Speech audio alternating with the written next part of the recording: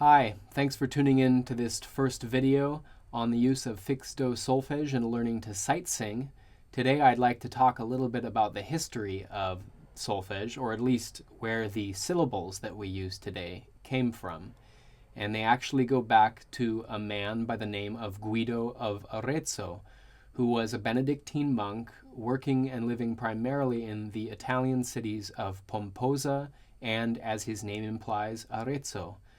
I'd like to talk about 4 different elements of his theory, which will give us some insight into where these syllables come from.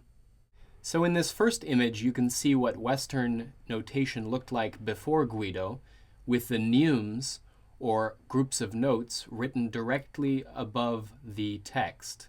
This must have been quite difficult for people to learn to sing in this system, or to memorize the songs that they did learn.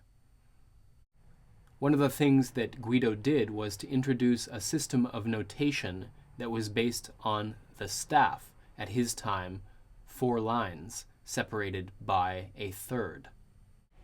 This is an example of a piece in Guidonian notation, where you can see that the neumes are written on the staff. Now, another important element in Guido's system was the use of Hexa Cords. This image in modern notation shows Guido's 22-note system containing 3 different hexachords with octave transpositions. The first hexachord begins on what we would call G. U, tre, mi, fa, sol, la. This would have been known to them as hexachordum durale, or durum. The second hexachord, which began at what we would call C, was called hexachordum naturale, or permanens. U, tre, mi, fa, sol, la. And the third hexachord, hexachordum molare, or mole, began at F and contained a B flat instead of a B. U, tre, mi, fa, sol, la. Now these syllables that we're seeing here actually come from a hymn that was in honor of John the Baptist, called Ut queant laxis. And you can see the 6 solfege syllables of the hexachord in the beginning of each line in this poem.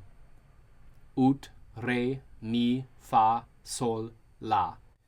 Now you may have heard that Guido also used his hand to indicate certain pitches in his 22-note system. We have this image courtesy of Johann Pascha, which shows how this system worked. Now I should say that in Romance languages, the names of the solfege syllables correspond actually to the names of the notes, so that when they are singing solfege, they are actually just saying the names of the notes in their language, omitting sharps or flats in order to simplify the sound or to preserve the rhythm.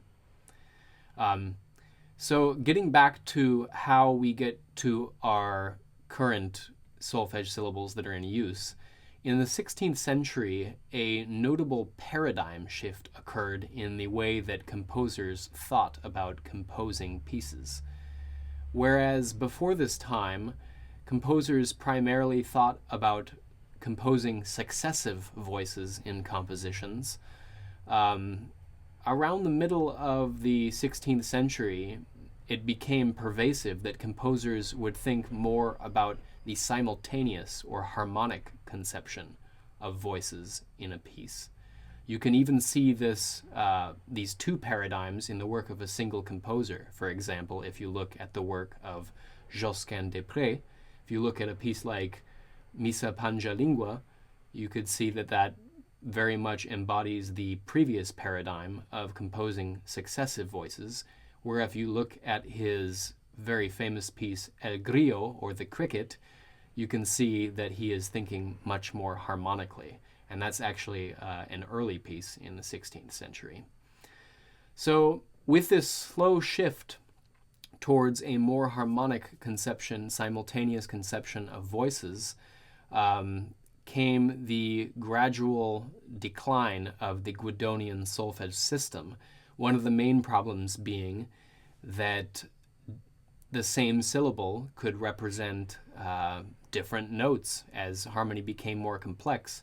For example, we saw that G, C, and F were all called ut, and that Fa, for example, could be either, C, F, or B flat, depending on which of the 3 hexachords you were using.